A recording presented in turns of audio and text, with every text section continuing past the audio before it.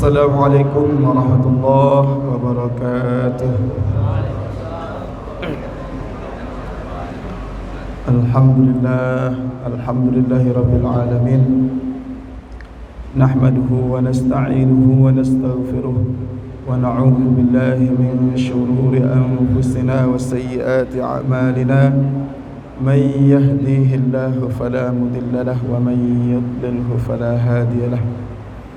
Asyhadu an la ilaha illallah wa asyhadu anna Muhammadan abduhu wa rasuluh. Allahumma salli wa sallim ala sayyidina Muhammadin wa ala alihi wa ashabihi ajma'in. Bismillahirrahmanirrahim. Subhanaka la ilma lana illa ma 'allamtana innaka antal alimul hakim. Rabbi shrah li sadri wa yassir li amri wahlul 'uqdatam min lisani yafqahu qawli. Khususan ala hadhihi niyyah wa ala kulli niyyatin salihah. Al-Fatihah. A'udzu billahi minasy syaithanir rajim. Bismillahir rahmanir rahim. Alhamdulillahi rabbil alamin. Ar-Rahmanir Rahim. مالك يوم الدين. إياك نعبد وإياك نستعين. اهدنا الصراط المستقيم صراط الذين أنعمت عليهم غير المغضوب عليهم ولا الضالين آمين. DKM beserta segenap pengurus, jemaah Bapak Ibu sekalian, mudah-mudahan salat subuh kita diterima oleh Allah Subhanahu wa taala. Segala doa-doa dikabulkan, segala niat baik sampai dan diterima, dan mudah-mudahan setiap kebaikan yang dilakukan semuanya berbuah kebaikan dan sampai pada derajat bertemu dengan Allah Subhanahu wa taala. Suara jelas ya, Pak? Pertama, kita bersyukur atas nikmat yang paling besar. Hari ini di samping rahmat hujan, ini karena hujan ini mungkin sampai melewati syuruk, jadi lumayan lama kita bersama. Nikmat yang paling besar yang Allah berikan kepada kita selama hidup adalah nikmat bisa beribadah. Karena sesungguhnya nikmat sehat tidak berguna ketika imannya tidak kuat. Nikmat kesempatan, nikmat waktu luang tidak berguna jika tidak punya nikmat iman. Itulah kenapa orang yang tidak sholat bukan berarti orang yang tidak sempat. Bukan pula mereka yang tidak sehat. Tapi orang yang sholat adalah orang yang diberi oleh Allah nikmat, yaitu nikmat iman, nikmat Islam. Syukur-syukur nikmat yang disebut namanya ihsan. Mudah-mudahan nikmat ini kita seperti baginda Nabi SAW. Nabi itu salat malam terus. Beliau nangis. Lalu kalau ditanya oleh istri beliau, kenapa beliau salat malam terus sampai kakinya bengkak? Jawabannya apa, Pak? Apakah aku tidak boleh menjadi hamba Allah yang bersyukur? Jadi orang yang rajin ibadah harus punya sikap yang tidak maksum. Kalau Nabi itu maksum, beliau bilang tujuannya bersyukur, maka tujuan kita pula selain bersyukur agar dijaga oleh Allah nikmat ibadah ini. Karena kita tidak maksum, jangan-jangan besok berubah jadi tidak ibadah. Karena tidak ada yang menjamin bisa ibadah setiap hari. Yang kedua, kita bersalawat kepada baginda Rasulullah sallallahu alaihi wasallam. Allahumma salli ala sayyidina Muhammad wa ala ali sayyidina Muhammad. Jemaah sekalian, hari ini kita ingin membahas tentang ihsan. menumbuhkan nilai ihsan di dalam diri agar makin cinta kepada Allah Subhanahu wa taala. Di dalam Islam yang kita lupa, padahal ada trilogi Soko Guru yang 3 hal tidak bisa dipisahkan. Pertama adalah iman, yang kedua Islam, yang ketiga ihsan. Iman itu tentang kepercayaan kita terhadap Allah dan Rasul. Islam itu tentang wujud kepercayaan, dan ihsan itu tentang motivasi jiwa, bagaimana dia mengamalkan. Apakah dia mengamalkan itu tujuannya ikhlas atau tidak? Itu pembicaraannya tentang ihsan. Ada orang yang salat ketika masuk waktu dan dia datang ketika azan berkumandang. Lalu dia merasa senang, bahagia ketika salat sudah dikerjakan. Ketika ditanya, kenapa senang? Maka dia menjawab, saya sudah mengerjakan salat subuh. Alhamdulillah. Tipologi hamba Allah itu berbeda-beda. Ada orang yang senang sebelum salat, ada orang yang senang tidak salat, ada orang yang senang dalam salat, ada orang yang senang kalau sudah salat. Buktinya, ada orang yang berat ketika ketemu salat berikutnya. Dari salat maghrib contohnya, habis maghrib senang pak, lagi ngobrol, asik ngobrol, tahu-tahu isya aja, tahu-tahu isya aja. Tapi ada orang yang dari salat menunggu salat berikutnya. Nah, orang yang rata-rata mengatakan alhamdulillah, nikmat kalau sudah salat. Kalau udah salat tenang ya, kalau udah salat lega. Itu sebenarnya rata-rata orang-orang yang ibadah kepada Allah jawabannya begitu. Tapi ini tidak level ihsan. Level ihsan adalah pada tingkatan justru lebih dari itu. Dia datang menunggu salat. Nah, kemudian akhirnya ihsan itu kita maknai. Ihsan itu kalau ditanya oleh seorang yang berbaju putih, yang bersih dari rambut sampai ujung kaki, sangat bersih, yaitu malaikat Jibril.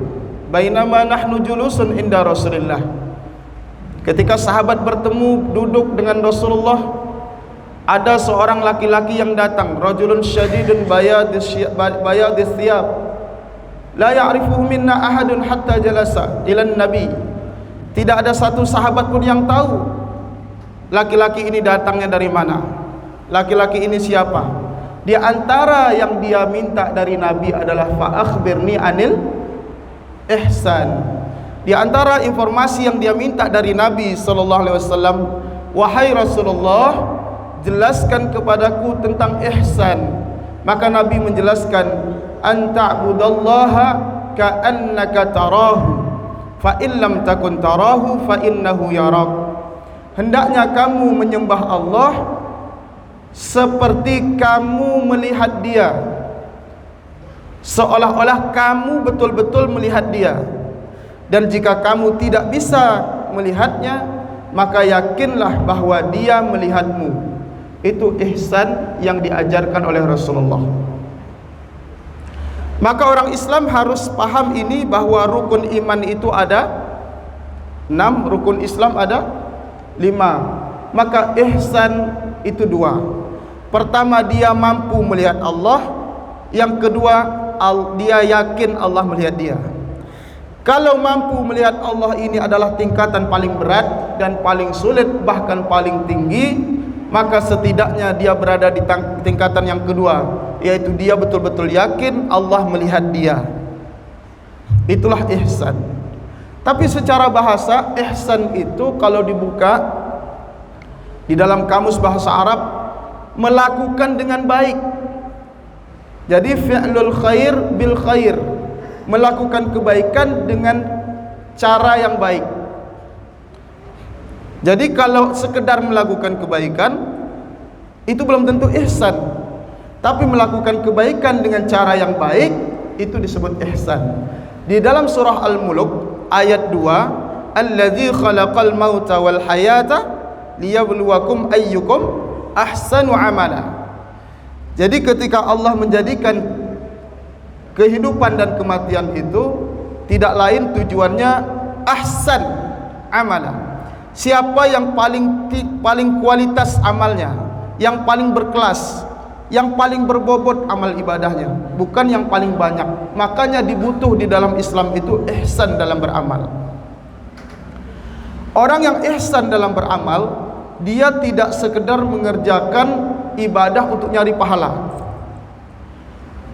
Pak, Ibu, saya tanya begini, salat kalau enggak khusyuk kira-kira dapat pahala enggak, Pak?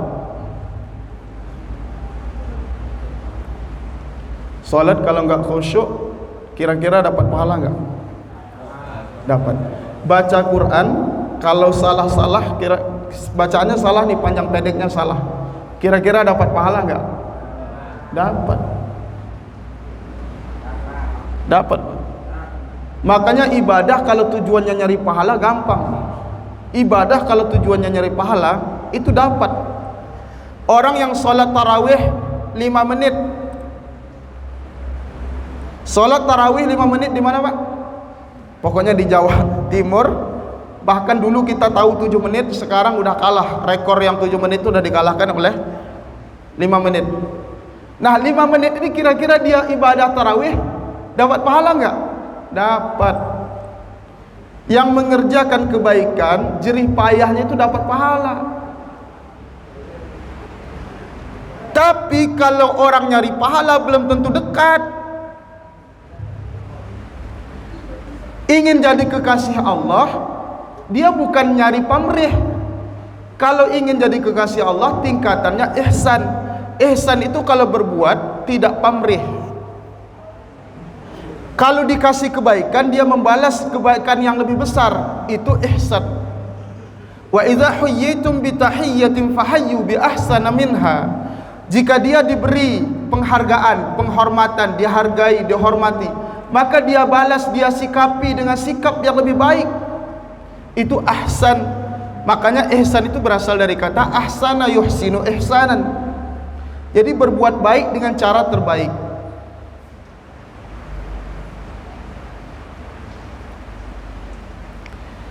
Orang yang nyari pahala dalam ibadah tidak jamin dia dekat.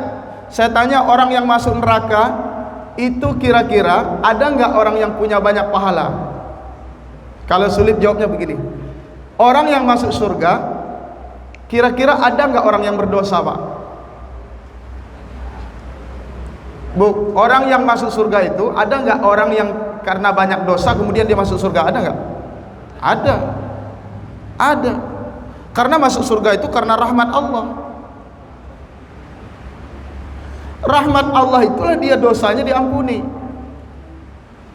Bekas-bekas dosanya masih ada. Makanya orang-orang yang berdosa itu kemudian kembali rahmat Allah. Kalau Allah menghendaki karena ada satu kebaikan, Allah selesaikan. Orang yang nyari pahala tidak jamin dekat dengan Allah. Tapi orang yang ibadahnya mencari dekat dengan Allah, itu dua dapat. Pertama dekat, yang kedua pahala. Makanya orang yang mencari dekat dengan Allah dalam ibadah, yang dia perhatikan pasti ihsan. Maka solatnya khusyuk, solatnya itu betul-betul tadabbur, solatnya bukan karena kewajiban, tapi solatnya karena pengabdian, solatnya karena menunaikan hak Allah. Suatu ketika Rasulullah SAW membonceng Muaz bin Jabal, maka beliau bertanya kepada Muaz, ma haqqullah, apa hak Allah itu? Maka Muaz menjawab, Allah wa rasuluhu a'lam, hanya Allah dan Rasul yang tahu. Hak Allah itu disembah. Jadi kita nyembah Allah ini, kita salat subuh ini sebenarnya kita menunaikan haknya Allah. Makanya di dalam satu hadis, di dalam hadis Al-Arba'in disebutkan, man adali waliyan faqad adzantuhu bil harb. Siapa yang memusuhi waliku, tadi saya baca ayat tentang wali-wali. Allahu waliyul ladzina amanu. Siapa yang memusuhi waliku, maka ku umumkan perang kepadanya. Di antara ciri-ciri wali Allah itu ada bahasa wa ma taqarraba ilayya abdi, hambaku senantiasa mendekat kepadaku dengan cara mengerjakan kewajiban. Pertama, ciri wali, ciri orang ihsan.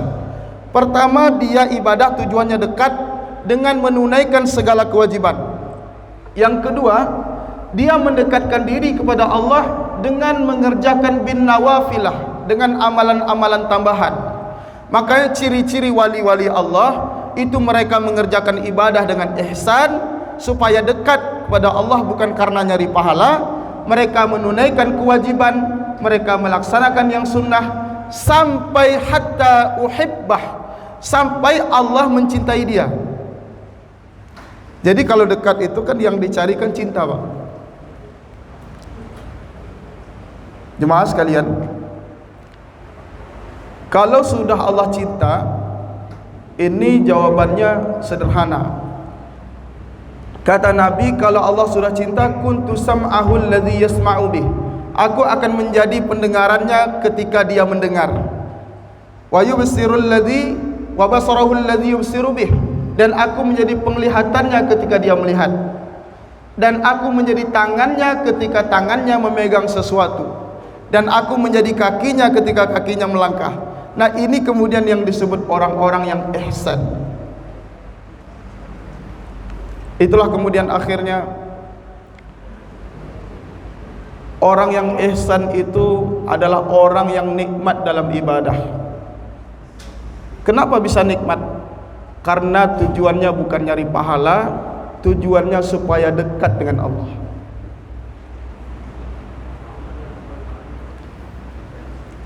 Lalu kita berpikir begini, di akhirat umat Islam itu bergelombang. Umat Islam itu bergelombang masuk surga. Di dalam bahasa Az-Zumar, surah Az-Zumar, wasiqal ladzina taqau ilal jannati zumara. Jadi digiring orang-orang bertakwa itu bergelombang. Bahkan saking banyaknya gelombang itu, Rasulullah melihat jauh sekali. Makanya ciri-ciri umat beliau adalah dilihat dari cahaya berseri-seri. Tapi persoalannya bukan soal gelombang, tapi soal posisi kita. Kalau kita di dalam gelombang itu, di dalam kelompok itu, rombongan itu, kita ada di paling terakhir, atau kalau kita ada di belakang, maka kita melihat Rasulullah sangat jauh. Ada orang yang hanya berkesimpulan, saya ingin nanti di akhirat masuk surga, ingin semuanya masuk surga. Padahal masuk surga itu mudah atas rahmat Allah. Tapi kemudian untuk menjadi dekat dengan Rasulullah, dekat dengan Allah, bahkan di dalam surga ada pada tingkatan tertinggi bisa bertemu dengan Allah, itulah orang-orang yang ihsan. Makanya kemudian jangan heran kalau kita rajin bersolawat, lalu kita tidak mengerjakan segala yang diajarkan oleh Nabi, berkah salawat itu kita selamat. Tapi jangan kemudian bercita-cita supaya jadi orang yang paling dekat. Karena untuk menjadi orang yang paling dekat dengan Nabi, itu ukurannya ihya sunnati Rasulullah. Siapa yang paling rajin menghidupkan sunnah Rasulullah sallallahu alaihi wasallam. Dan sunnah yang paling besar, sunnah Nabi yang paling besar adalah sunnah sarirah. Sunnah yaitu hatinya Nabi sallallahu alaihi wasallam yang diikuti. Di mana hati Nabi sallallahu alaihi wasallam itu berjalan di pagi hari, sore hari, kapanpun beliau tidak pernah benci kepada satu makhluk pun. Makanya baginda Nabi menyebutkan, in qadarta an tusbiha aw tumsiya falaysa fi qalbika ghish. Kamu berjalan di pagi hari dan sore hari, di mana hati kamu tidak punya sedikit kebencian pun kepada satu makhluk, maka itulah sunnahku. Maka kerjakan. Maka lanjutan hadis itu, man ahya sunnati faqad ahabbani. Siapa yang menghidupkan sunnahku, maka dia mencintai aku. Jadi orang kalau ingin dekat dengan Nabi, maka dia pun harus ihsan. Orang dekat dengan Allah, seorang hamba ingin dekat dengan Allah harus ihsan. Seorang hamba umat ingin dekat dengan Nabi Muhammad Rasulullah sallallahu alaihi wasallam harus ihsan. Makanya kemudian akhirnya ihsan inilah yang membuat orang itu nikmat. Baca Quran ketika dia pelan-pelan, tartil, tidak tergesa-gesa, merenungi ayatnya, dia nikmat baca Quran. Salat sungguh-sungguh, menggerakkan tangannya mulai dari takbiratul ihram sampai salam, dia perhatikan betul geraknya, tidak melebihi 3 kali gerakan, tidak berturut-turut menggerak-gerakkan. Kemudian dia perhatikan ruku dan sunnahnya, dia perhatikan setiap dia berdiri sampai ruku, sujud, duduk, dia perhatikan betul. Maka kemudian dia menikmati solatnya. Ini orang-orang yang ihsan, berbuat melebihi dari batas kewajaran. Orang ihsan ini memang tidak banyak. Maka di dalam Al-Quran seringkali diulang, innallaha yuhibbul muhsinin. Sesungguhnya Allah mencintai orang-orang yang muhsin, orang-orang yang berbuat ihsan. Bahkan kita berdebat pun disuruh ihsan. Wajadilhum billati hiya ahsan. Kalau kita berdebat, kita disuruh dengan cara yang ihsan, agar orang itu tidak direndahkan, tidak dipermalukan. Maka kita berbuat baik kemudian dengan ihsan, yaitu merasa diri dilihat Allah. Ini penting Bapak Ibu sekalian begini. Itulah kenapa kalau di dalam kitab Nasaihul Ibad ada bahasa wali-wali Allah itu, kekasih-kekasih Allah itu ihtimalul adza. Kalau ditanya siapa yang banyak nyimpan aib, itu adalah orang alim, Pak. Orang alim sama wali-wali Allah itu banyak nyimpan aib kaum muslimin. Mereka tahu aib-aib kita. Kalau kita bertemu dengan orang soleh, kesolehannya luar biasa, ilmunya sangat dalam, tahu itu maksiat kita tahu, kelemahan kita tahu, tapi mereka nutup aib kita.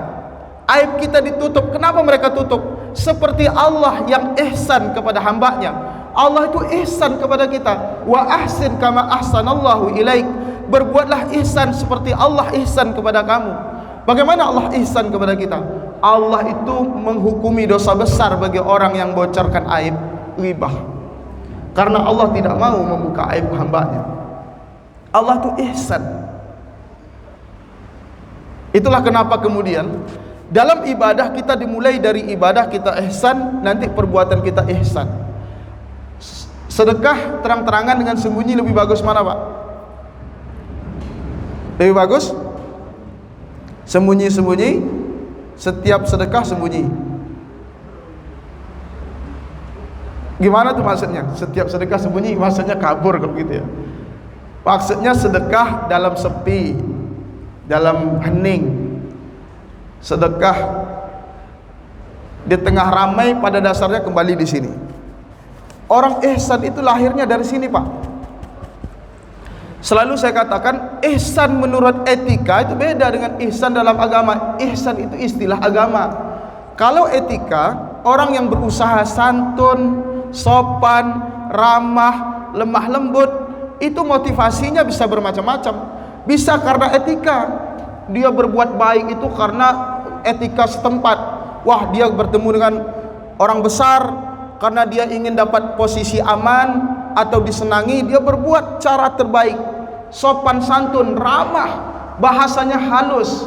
Tapi ihsan lebih dari itu. Ihsan berbuat berangkat dari hati yang tidak pamrih, hati yang tidak minta balasan.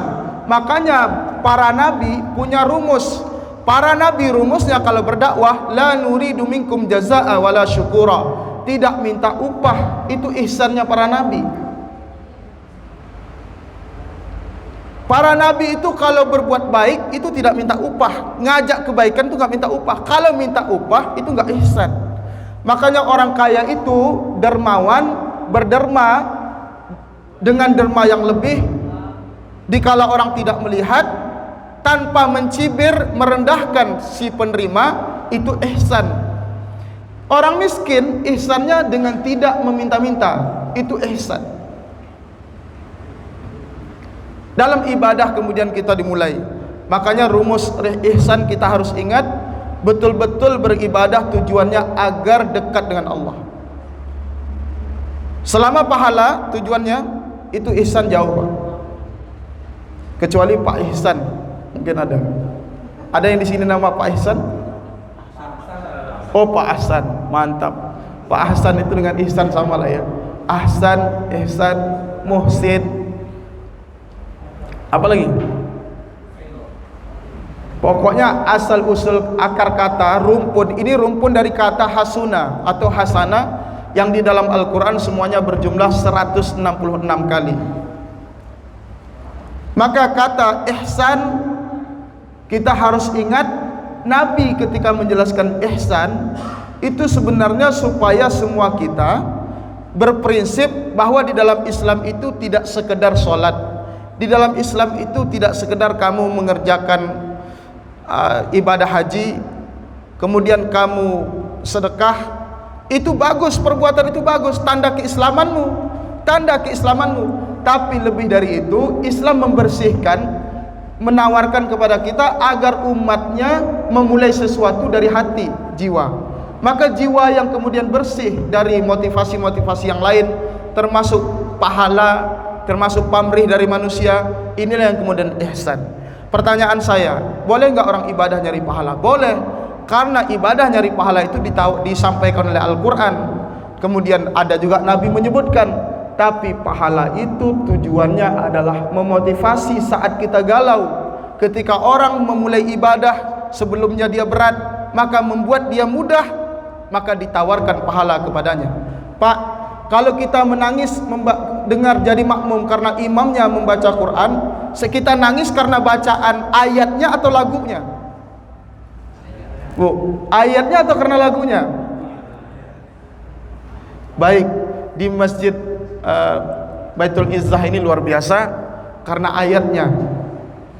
Tapi ada di tempat yang lain yang saya juga nggak tahu di mana tempatnya. Itu kalau nangis karena lagunya. Karena lagu imamnya itu syahdu, bahkan kadang imam jadi makmum juga terbawa suasana. Nggak apa-apa. Ini nggak apa-apa, saya dudukkan dulu. Ketika imamnya tidak pakai lagu, Bismillahirrahmanirrahim, Alhamdulillahirabbil alamin, seperti nggak ada gerak dalam hati itu untuk sedih, karena bacaannya itu juga nggak membawa kesedihan. Lagu itu sebenarnya disuruh berlagu, Zainul Quran bi aswatikum, disuruh bertaronum, berlagu, tujuannya supaya orang itu mudah-mudahan dengan lagu itu menancap Allah di dalam hatinya. Dari lagu itu sebagai wasilah, Allah itu nancap di dalam hatinya. Mudah-mudahan dengan Allah nancap, nama Allah nancap di dalam hatinya, kapanpun dia mendengar ayat Allah, dia langsung bergetar hatinya. Maka itu sebagai wasilah. Dibuatlah wasilah, termasuk pahala itu adalah motivasi agar orang bisa langgeng dalam ibadah. Tapi sampai pada tingkatan ihsan, orang-orang yang muhsin, mereka sudah tidak lagi berada di makom ini. Level pahala ini udah nggak main lagi. Sudah nggak main, Pak. Karena tujuan mereka ibadah supaya dekat dengan Allah. Loh, dekat dengan Allah itu, Pak, tergantung Allah aja. Kalau kita sudah dekat dengan Allah, niatnya dekat dengan Allah, terus seperti itu dijaga, cepat atau lambat cinta Allah akan jatuh. Kalau cinta Allah, pandangan Allah jatuh kepada kita, Allah mandang kita, selamat dunia akhirat. Dan kalau Allah sudah memberikan cintanya kepada kita, itu dari ujung kepala sampai ujung rambut kita terjaga, lisannya terjaga. Maka jangan heran, kan banyak orang sholat lisannya kotor. Banyak orang yang ibadah lisannya masih kotor, masih terbiasa bercanda, menyebut nama-nama macam-macam, nama-nama kebun kebun Ragunan ya, itu disebut juga. Masih banyak orang yang ibadah itu senang membuang-buang waktu. Masih banyak orang yang ibadah bercandanya itu berlebihan.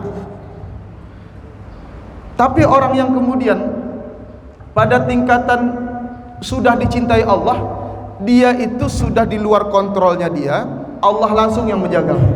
Makanya lisannya pasti lisan yang bagus, lisan yang ketika dia berbicara manis didengar dan asik, tidak merendahkan. Makanya kalau kita lihat di antara orang-orang yang selamat dari siksa neraka adalah orang yang menjaga lisan. Karena sesungguhnya salamatul insan fi hifzil lisan. Keselamatan seorang itu tergantung bagaimana dia mengendalikan lidahnya. Sekarang banyak juga orang yang ibadah kemudian sulit mengatur jarinya. Kadang kita tidak bisa ngontrol tangan kita. Artinya kita butuh level yang lebih tinggi, namanya level ihsan. Makanya ada, kenapa saya namakan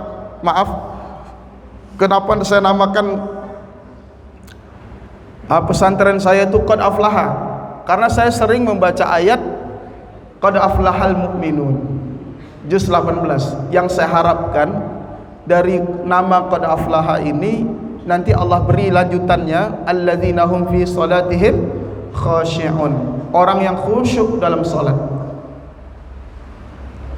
Jadi bukan apa-apa Pak, kita ini kalau sudah khusyuk dalam solat, itu bacaan mau panjang mau pendek, solat mau tergesa-gesa. Tapi orang yang khusyuk itu nggak suka tergesa-gesa, pantang biasanya tergesa-gesa. Kecuali dia karena Zulhajjah, dia punya hajat harus ngejar, dia solat tapi tetap khusyuk, tetap khusyuk. Nah khusyuk itu datang karena mulai dari ihsan, merasa dalam solat dia dilihat sama Allah. Wah, kita duduk begini kan, ihsan dalam duduk bersama, ihsan dalam majelis, termasuk dia merasa dia diawasi, dilihat oleh Allah. Kadang kita perlu diingatkan ketika di dalam surah Qaf ada ayat yang berbunyi idh yatalaqal mutalaqiyan anil yamini wa anil shimali qa'id, di mana di posisi kanan dan posisi kiri ada malaikat saling bertemu, dua malaikat, yaitu malaikat Raqib dan Atid. Malaikat Raqib dan Atid itu setiap hari nggak pernah pegel Pak, Bu. Malaikat Raqib dan Atid itu setiap hari itu nggak pernah tidur. Dia itu nyimak kita terus, ngawasi kita terus. Tapi yang paling penting, kita bukan karena diawasi oleh dia, tapi karena Allah sendiri yang bilang bahwa Allah itu sangat dekat dengan kita. Tapi kemudian kita tidak merasakan kedekatan itu. Padahal Allah menjelaskan di dalam surah Al-Baqarah ayat 186, wa idza sa'alaka ibadi anni fa inni qarib. Kata-kata qarib itu sangat dekat. Sirah mubalaghah bentuknya sangat dekat. Tapi yang kemudian kita jujur, akhirnya kita jujur. Kenapa ya? Perasaan kita kalau sholat itu kalau udah selesai kita merasa lega. Makanya ada model-model hamba Allah yang kalau habis sholat itu sedih Pak. Ada. Mudah-mudahan kita termasuk orang ini. Habis sholat merasa sedih, khawatir tidak bertemu dengan sholat yang berikutnya. Ini habis subuh, dia sedih, khawatir tidak bertemu dengan waktu zuhur. Tapi yang entah kenapa di dalam diri kita salah satu perangkap iblis, dia menanamkan chip di dalam ini kita, alam bawah sadar kita itu merasa akan bertemu dengan zuhur.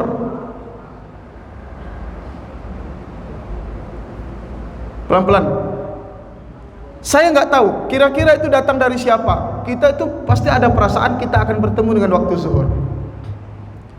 Padahal kalau kita melihat di dalam ayat Quran konteksnya, itu justru kalau ada orang merasa umurnya panjang, itu kena perangkap setan malahan. Kenapa? Karena ada bahasa setan itu dia nak wayumannihim, jadi menanamkan angan-angan sehingga orang merasa umurnya panjang.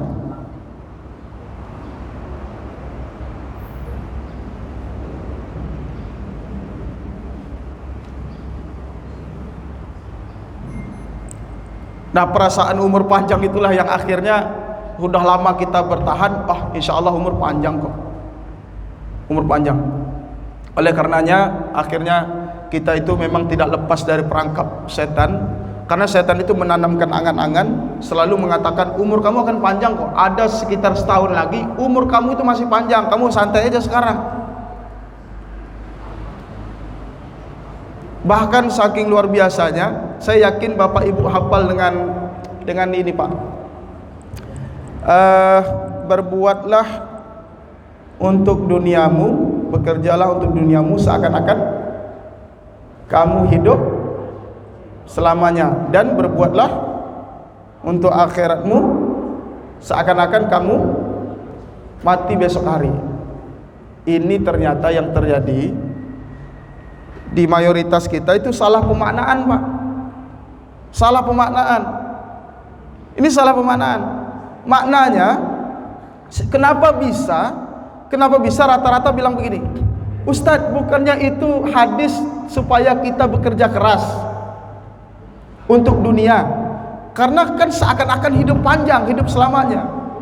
Justru kalau para ulama menjelasnya terbalik, karena dunia itu panjang, ya, bekerjalah untuk duniamu seakan-akan kamu hidup selamanya.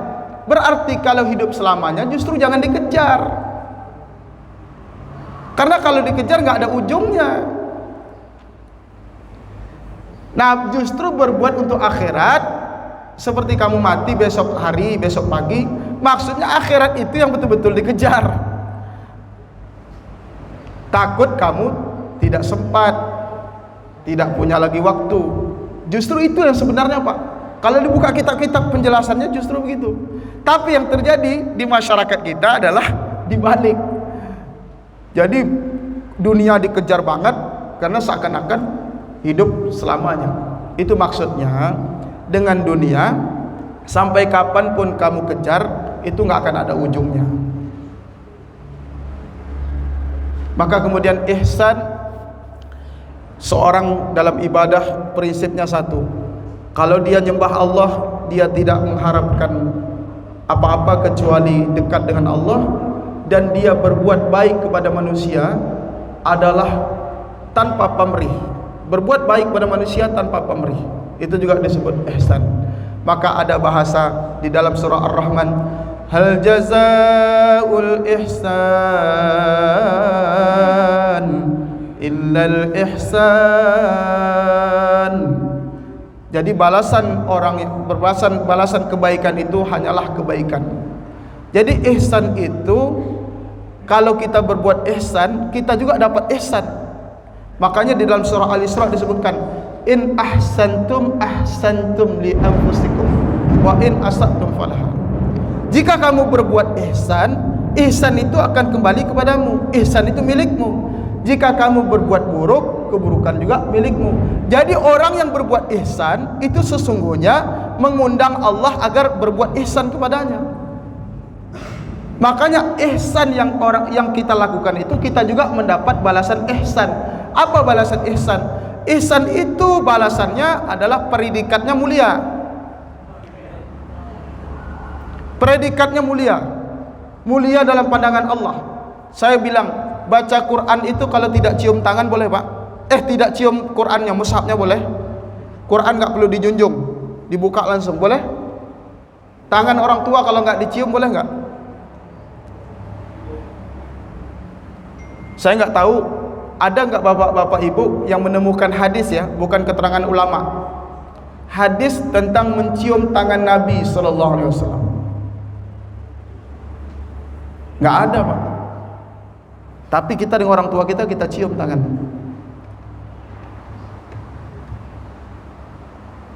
Itu jadi budaya di kita. Jadi budaya di kita, tangan orang tua kita cium. Bahkan maaf, ada di dalam Islam ini paham yang melarang jangan cium tangan. Jangan cium tangan orang tua. Tidak salah orang tidak mencium Quran ketika membaca. Tidak salah orang tidak mencium tangan bapaknya, ibunya, asalkan dia berbakti. tapi tidak ihsan. Tidak ihsan. Orang yang baca Quran taruh sembarangan di bawah lutut, Quran dihimpit dengan buku-buku yang lain, bahkan makanan kadang di atas Quran, bahkan Quran dijadikan alas tidur, bahkan Quran tidak dijunjung. Enggak salah, tapi tidak ihsan.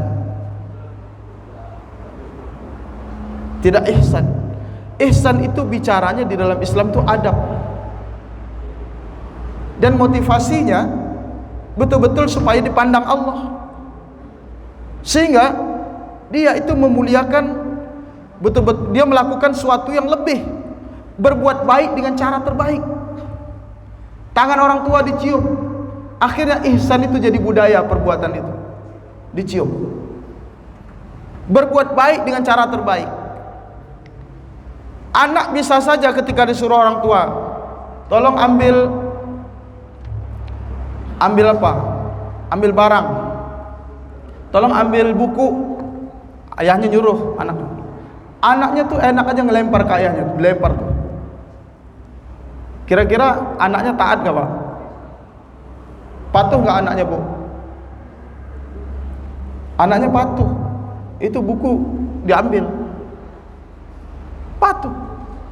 Tapi anaknya tidak berbuat baik dengan cara yang baik. Dia lempar, jadi dinilai oleh orang tuanya kurang ajar. Atau dia kasih dengan muka nyamping, atau dia ngasih dengan cara yang tidak sopan, atau dia kasih begini aja langsung kasih, kayak tangan kiri, dengan tangan kiri dia ngasih. Nah, dia berbuat baik dengan cara yang tidak baik. Nah, ini tidak ihsan. Maka di dalam Islam disuruh ihsan. Maka ihsan kita mulai dari kita ketika mau sholat, dia perhatikan wuduknya. Karena mulai sholat itu dari wuduk. Dia mulai dari wuduk yang betul-betul ingat Allah.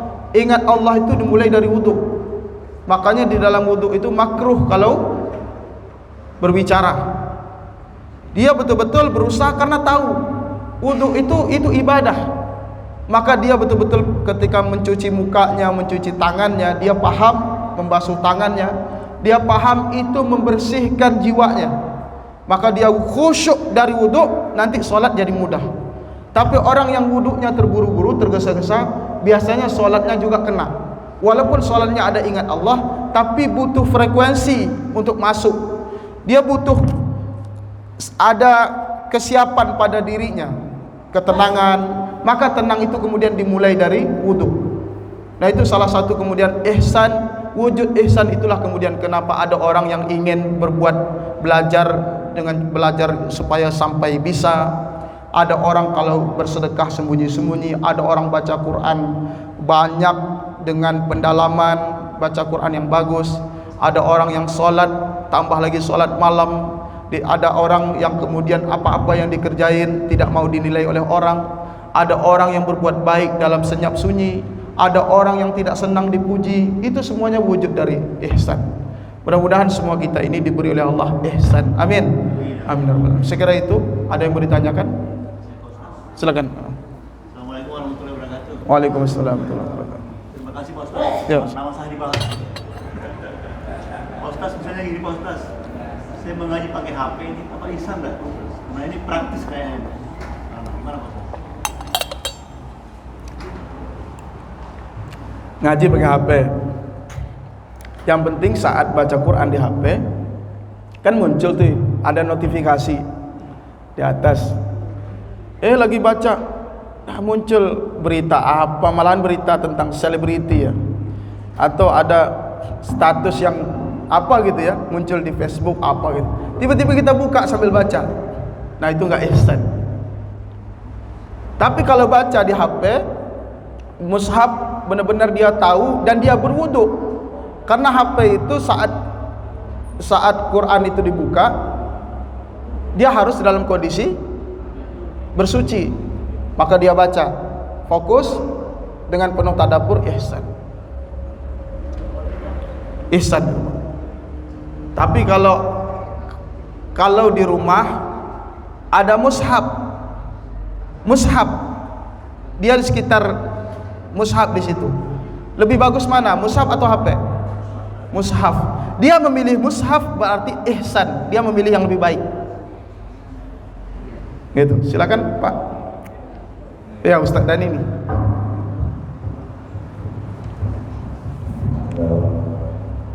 Assalamualaikum warahmatullahi wabarakatuh. Waalaikumsalam warahmatullahi wabarakatuh. Saya sampaikan dengan Ustaz Taufik. Nah ini luar biasa, dia kalau sorok nih beliau belajar. Jadi saya tadi coba dari kata-kata ahsana yuhsinu ihsana itu masdar ya. Masdar. Jadi kalau bahasanya kan Iya. atau benar kalau bahasanya bisa kita. Ada juga kata-kata bahasa tadi disebut tabdil. Iya, iya. Asuna ya asuna. Kalau ininya dari kata-kata itu ya. Jadi adu ataupun yang paling baik ini nama bahasanya luar biasa. Arti kita yang paling baik, paling the best superlatif. Bapak Ibu sekalian, di sini luar biasanya kalau kita ngaji sama Hafiz. Saya tadi udah habis kamus. Saya ingat semua sumber-sumber rujukan Quran yang saya hafal, tapi semua udah keluar loh. Tadi Ar-Rahman, saya coba hal jauh udah di kamus. Saya ingat surah Al-Qasas, wa ahsin kama ahsanallahu ilaik, sudah keluar juga. Udah habis kamus sudah kalau bicara sama hadis. Masya Allah, luar biasa. Insya Allah. Baik, saya cuma mencoba merumuskan. Kita diskusi tentang ihsan.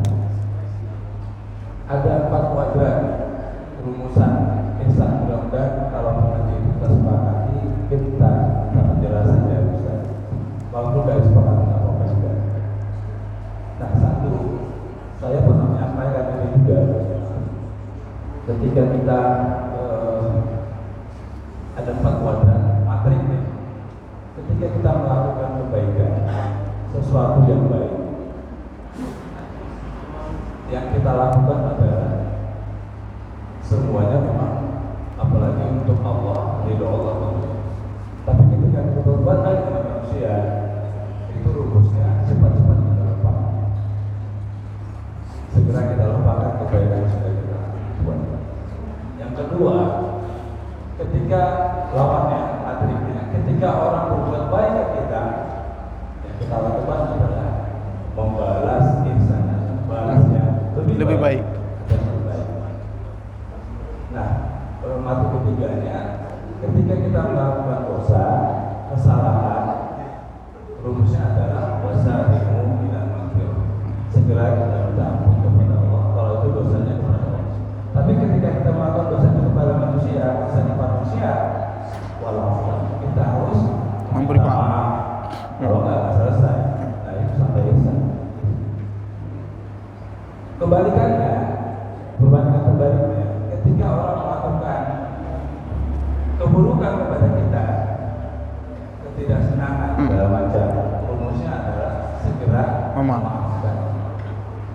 Nah inilah menjadi 4 kuadran matrik. Ketika kita bisa melakukan ini semuanya, sesungguhnya kita sudah melakukan ihsan. Dan itulah mungkin level yang paling kita harapkan. Kemudian yang kedua, kan setuju juga kita kalau ada kajian ataupun pembahasan ketika malaikat ini membuat tingkatan. Jadi sekarang secara umum sering disampaikan juga. Jadi mulai dari muslimun, orang Islam yang standar punya KTP, syahadat. Terus berangkat kalau udah bagus nih ya, al-mu'minun. Kemudian bagus lagi setelah yakin segala macam, baru kalau benar dapur. Baru yang terakhir al-muhsinun atau tadi yang berbuat ihsan. Nah, ketika yang buruk tadi kita levelin juga, tapi enggak, misalkan kita menyebutnya level pertama itu al-fasiqun. Kemudian kalau di surah Al-Baqarah di levelin juga, berangkat al-fasiqun, kemudian kafirun, kemudian al-musyrikun. Levelin yang paling bawah itu adalah ke atas, terus ke bawah, yang dari yang guru-guru ke bawah. Nah, kira-kira kalau buat leveling seperti itu, nah, Ustaz bagaimana pendapat Ustaz? Itu juga dan mungkin bisa penjelasannya. Demikian ya. Assalamualaikum warahmatullahi wabarakatuh. Assalamualaikum warahmatullahi wabarakatuh. Ya itu apa ya, leveling itu kan hasil tentu perlu riset ya, riset tentang dalil-dalil. Sebenarnya di dalam Islam itu kita tahu ya, rukun Islam itu kan sebenarnya dibuat oleh para ulama. Rukun iman, rukun Islam. Sehingga kalaupun kita punya inisiatif membuat urutan itu, nah cuma persoalannya begini. Biasanya ada orang yang senang yang dibuat level-level begitu, ada juga yang nggak senang. Ada orang yang senang dilabel, dikasih label, ada orang yang nggak senang dikasih label. Juga begitu para ulama kalau membuat statistik di dalam Islam itu banyak yang hasil ijtihad para ulama. Rukun-rukun itu pokoknya kalau udah ada rukun salat 13, pokoknya kalau udah pakai begitu-gitu itu hasil ijtihad para ulama, pemahaman mereka. Selama itu hasil pemahaman kita kemudian dengan orang-orang yang ahli berkumpul bersama dibuat, nah itu nggak apa-apa. Tapi sesama orang yang ahli. Tapi yang kita buat itu adalah bisa jadi kemudian nanti patah dengan teori yang baru, kalah dengan teori yang baru. Mungkin ada yang menemukan istilah-istilah baru. Nah, model guru saya termasuk ada guru saya yang kurang senang dengan terlalu banyak istilah-istilah yang dibuat. Tapi itu juga bagus karena klasifikasi itu dibuat untuk memudahkan orang yang memahami. Mereka tahu, mereka dapat rumus. Nah, itu nggak ada masalah. Jadi pada dasarnya ihsan itu kalau ditanya kepada Nabi itu kan cuma dua. Maksudnya begini, kenapa tidak disebut sub-subnya? Kenapa tidak disebut? Dalam Quran begitu banyak kata ihsan. Termasuk orang kalau dia disinggung, disakiti, sikapnya lebih mudah harus memaafkan, juga itu ihsan. Tapi Nabi cuma menjelaskan dua, maksudnya jangan sampai kamu berbuat sesuatu nampak baik, tapi cara berangkatnya, motif dari dalam diri itu udah nggak baik. Yang paling penting ihsan itu dimulai dari jiwa, sikap bahwa kamu betul-betul merasa diperhatikan oleh Allah. Pada tingkatan itu nanti kamu pelan-pelan akan memperbaiki keadaanmu. Jadi orang jadi baik maksimal itu karena ada rasa muraqabah di dalam dirinya, rasa muraqabah dan ma'iyatullah. Jadi muraqabatullah itu merasa diawasi oleh Allah dan bersama dengan Allah, itu pelan-pelan dia akan maksimal, Pak. Itu pelan-pelan dia akan maksimal. Dan maaf, setiap orang itu memang akhirnya kembali kepada pengetahuannya, knowledge-nya tentang agama. Kalau dia paham ini, makanya kenapa orang itu disebut faqih, fuqaha, orang yang ahli fikih. Dan hari ini maaf, kajian fikih itu kadang ditinggalkan. Kajian fikih itu biasanya muridnya nggak banyak kalau sekarang, karena dianggap ribet. Kajian fikih itu dianggap ribet. Tapi fikih itu adalah cara ihsan dalam pengamalan. Orang yang paham ilmu fikih, apa-apa yang dia kerjakan dia hati-hati. Makanya ciri-ciri ulama di antara mereka adalah hati-hati. Ulama kalau buat fatwa, memutuskan sesuatu, mereka penuh kehati-hatian. Kenapa ada hukum yang sebenarnya maaf, seperti merokok itu dihukumi makruh misalnya, mereka menjatuhkan hukum makruh itu ada sebabnya. Kenapa tidak diharamkan saja? Karena secara medis tidak ada untungnya misalnya. Kenapa tidak diharamkan? Karena juga mereka mempertimbangkan kalau diharamkan berapa banyak umat Islam yang berdosa, berapa banyak orang Islam yang berdosa. Karena perkara begini kan perkara candu. Orang merokok bukan soal sehat sakit, kalau udah ngerokoknya sering dia candu. Lah, candu itu kan nggak bisa tinggal dalam sehari. Kalau hukumnya haram, hukumnya haram oleh ulama, maka setiap hari dia berdosa. Nah, ulama itu pertimbangannya luar biasa. Akhirnya begini, ihsan itu berangkat dari jiwa, yang betul-betul muraqabah, merasa diawasi oleh Allah, maka hasilnya pengamalannya dia maksimal. Nah, soal kemudian muncul istilah-istilah, kemudian kalau kita berdosa harus segera minta ampun, kalau kita diperlakukan baik harus sikapi dengan lebih baik, maka cukup masuk dalam kalimat di surah Al-Mulk itu, ahsanu amala, amalan yang paling baik. Karena itu tafdil. Jadi kita harus memilah-milih. Orang soleh pandai menempatkan sesuatu. Adil itu artinya wad'u syai'in fi mahallih, menempatkan sesuatu pada tempatnya. Tapi ihsan lebih tinggi dari itu. Ihsan lebih tinggi dari itu.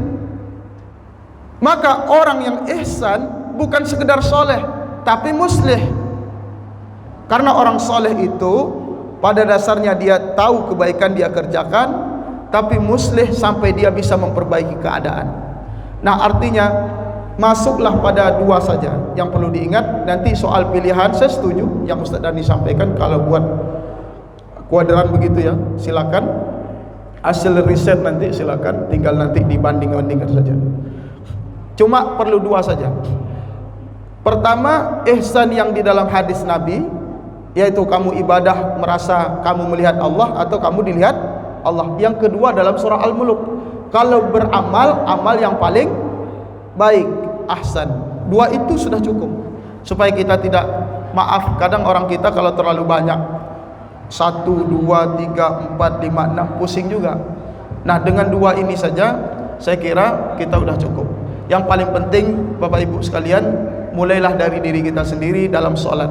Mulailah dalam sholat. Kenapa dalam sholat? Karena baiknya amal seseorang tergantung sholatnya. Baiknya kepribadian seseorang itu tergantung sholatnya. Kalau sholatnya bagus, maka di luar itu akan bagus. Tapi kalau sholatnya bermasalah, di luar itu bermasalah semua. Saya kira itu, mudah-mudahan semua kita diberi oleh Allah sikap ihsan. Amin. Amin ya rabbal alamin. Cukup Pak ya?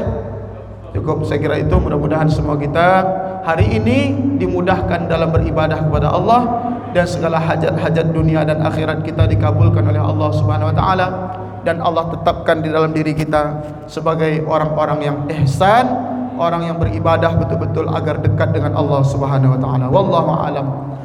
Kita tutup membaca hamdalah. Alhamdulillahirabbil alamin. Terima kasih atas segala perhatian dan mohon maaf atas segala kekurangan. Subhanallah wa bihamdihi, subhanakallahumma wa bihamdika, asyhadu an la ilaha illa anta wa astaghfiruka wa atubu ilaik. Wassalamualaikum warahmatullahi wabarakatuh.